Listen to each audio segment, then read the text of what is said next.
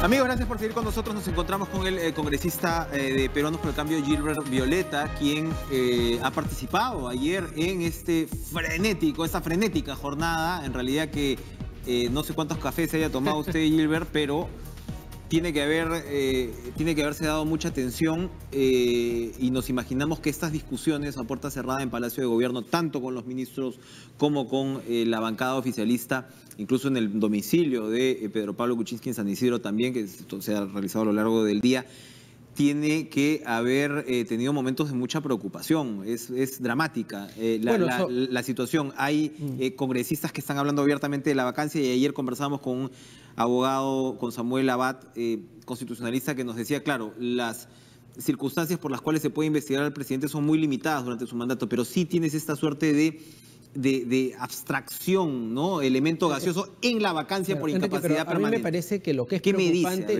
lo primero que hay que resaltar es que es preocupante la circunstancia política en la que está el país. Tenemos un parlamento que exige o que pide, por un lado, desde la mayoría parlamentaria, una acusación constitucional contra el fiscal de la Nación, es decir, quieren tumbarse el fiscal de la Nación. Por otro lado, una acusación contra 4 magistrados del Tribunal Constitucional, para efectos de que el Tribunal Constitucional también lo puedan tener contra las cuerdas. Y seguido, así como en un ejercicio de demostración excesiva de poder, además, vacar, léase, dígase, tumbarse al presidente de la República, o sea, al Poder Ejecutivo, al Tribunal Constitucional y al Ministerio Público. Yo creo que eso, simultáneamente, yo creo que sintomáticamente, es una clara demostración de que aquí hay algo que está pasando en el país y que no es bueno para el país. Primera idea. Segunda idea, entrar propiamente a lo que se trata el caso del presidente Kuczynski. Las diversas bancadas parlamentarias, sin siquiera haber escuchado las explicaciones que el presidente tenía que hacer sobre este tema, se adelantaron, incluso hicieron pronunciamientos pidiendo la renuncia del presidente o la vacancia del presidente. Y yo quiero recordar una cosa, quiero recordar de dónde nace esta acusación en lo inmediato. Nace de una información que la propia Comisión Lavallato le solicita al señor Odebrecht, la tiene en su poder y la comisión la hace pública. ¿Cuánto tiempo pasó desde que llegó la información a que la hace pública? ¿Es de inmediato? No, es casi, entiendo que es cuestión de 2 días, si no me equivoco. ¿Cuál es el tema? Cualquier investigación en cualquier parte del mundo tiene naturaleza reservada. ¿Por qué? Porque cuando uno está meritando pruebas, tiene pues que cotejar, tiene que cruzar información. Cuando uno hace pública una información, es como que el fiscal de repente se le ocurre que porque determinada información tiene relevancia, entonces la publica y la alcanza a los medios. ¿Cuál es la consecuencia de eso?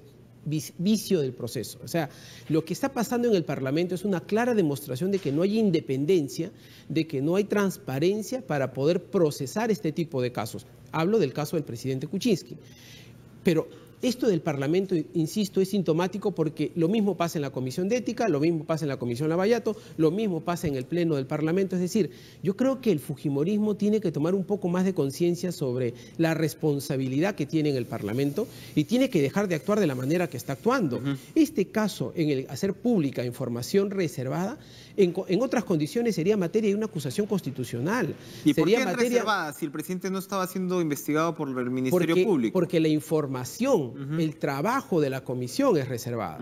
Es más, los miembros de la comisión Lavallato incluso ni deberían votar en el caso. Rosa Bartra expone esta información, entonces me está diciendo usted para tener un efecto netamente político, para distraer la atención sobre lo que estaba pasando. ¿Qué es lo que había pasado? Lo que había pasado es que días atrás la Fiscalía había intervenido los locales de Fuerza Popular, ellos estaban muy ofuscados, muy molestos, y esta es claramente una reacción política, inapropiada, pero es una reacción política. Eso es entiendo todo el tema de lo que debería ser la estructura de la investigación. Pero es el contexto. Yo lo que quería precisar es el contexto la grave responsabilidad, ¿no?, que le compete al Congreso en circunstancias como esta, y por supuesto todos estos, lo acabamos de hablar con el magistrado del Tribunal Constitucional y sabemos todo lo que está ocurriendo con la Fiscalía.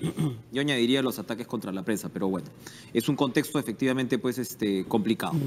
Pero ¿por qué el presidente le mintió al país? ¿Por qué el presidente no pudo decir desde un principio, bueno, estos son mis negocios, así yo me he manejado, por eso acá no tengo nada que ver? ¿Por qué? Porque, o sea, él mismo ha dicho que Westfield era su tarjeta de presentación. La versión a la que yo accedí es que el señor Kuczynski, el presidente actual, era una persona políticamente expuesta en los Estados Unidos. Como tal, no podía él abrir ni siquiera una cuenta. Y abre esta empresa que es su tarjeta personal, o sea, ahí no hay tu tía, ¿no? Yo quiero resaltar, ¿qué les ha explicado el presidente? Antes de entrar al detalle de eso, yo quiero resaltar una cosa. El presidente, una de las cosas que ha dispuesto ayer es pedirle al fiscal de la Nación, eventualmente al fiscal que investigue esto, que abra su secreto bancario. Yo creo que esa, más allá de ser una actitud valiente y riesgosa para cualquier ciudadano, en el sentido de que se conoce todo, absolutamente toda tu información personal, creo que es un gesto de transparencia. Porque, insisto, si no es el Parlamento el lugar apropiado, independiente, que garantice con seriedad una investigación, un proceso, creo que el Ministerio Público y el Poder Judicial sí lo pueden ser. Y creo que la responsabilidad del Ministerio Público y el Poder Judicial es tomar este pedido del presidente para que se le abra el secreto bancario y que finalmente se revise toda su información. Y ahí quedará absolutamente todo expuesto. O sea, no quedará pues ni un céntimo de sus ingresos sin saber de dónde han provenido. Ahora, en relación al tema Westfield y First Capital, son dos empresas distintas. Westfield es una empresa efectivamente... Pero que estaban bien amarraditas al parecer, ¿no? Sí, son empresas que efectivamente, y ese es probablemente el origen, la causa de mucha de la confusión y muchos de los problemas, en el sentido de que ambas estaban domiciliadas en el mismo lugar, ¿no es cierto?, administrada por una señora en común, que era una administradora que manejaba un poco estas empresas, pero Westfield era efectivamente una empresa del presidente Kuczynski, mientras que First Capital era de un ex socio de Gerardo Sepúlveda. Lo que ocurre es que este señor Sepúlveda, desde mi punto de vista, ha abusado también de la confianza del presidente en su momento y ha utilizado a través de la administradora la empresa del presidente. Ha usado liberalmente, de repente, claro, por razones de impuestos. Yo pasaba unos cobros por Westfield, pasaba otros cobros por First Capital. ¿Cuál es el core? ¿Cuál es el centro de la discusión? Que hubieron 3 repagos que se habrían efectuado cuando el presidente Kuczynski era ministro por un supuesto contrato. ¿Con quién era el contrato? ¿Con Westfield? No. El contrato era con otra empresa. Lo que ocurre es que este sujeto agarra y le pide a la administradora que para que le reembolsen sus viáticos de alimentación, de pasajes aéreos, en fin, se facturen a través de la empresa del presidente. O sea, estas facturaciones por Westfield en realidad correspondían a contratos de First Capital. De First Capital, pero lo que se está haciendo, lo que hizo a través de Westfield es para evitar un tema de que se facture por su empresa, hacer de que por razones tributarias le reembolsen gastos de viáticos a través de otra empresa.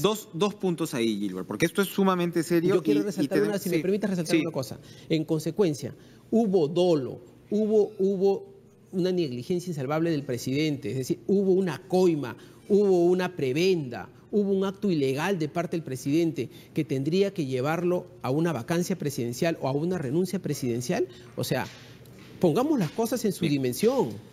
¿Sabe qué le van a decir? Le van a decir, oiga, el presidente Kuczynski funda la empresa Westfield en 1992. Si no estoy mal, en 1994-95 funda Westfield con Sepúlveda como tesorero, Kuczynski como el titular, era el que iba a hacer las asesorías financieras.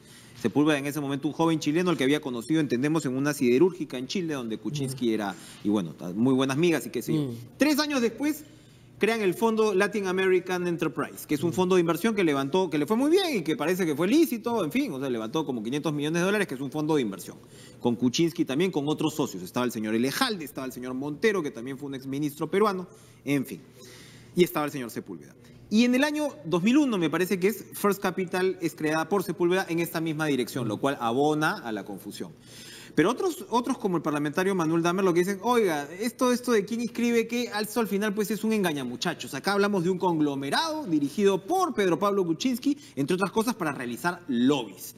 ¿Ya? Y entonces que el hecho que Sepúlveda estuviera en un lado o no estuviera en otro, eso al final es irrelevante y se comprueba con esta suerte de polinización que vemos entre estas dos empresas muy liberal, ¿no? El cual de un lado First Capital firma, de otro lado el señor Sepúlveda presenta la experiencia de Westfield y la experiencia de First Capital a los potenciales clientes. Esta presentación que circuló, entiendo yo, fue para Calpa. ¿No? Entonces, claro, es complicado. Es complicado porque al final Kuczynski fue ministro de Economía, fue presidente del Consejo de Ministros y fue sobre todo autoridad de proinversión, donde Odebrecht tocaba esa puerta. Estamos hablando de un contexto en el cual pues precisamente Alejandro Toledo, todo indica, recibió $20 millones de multa.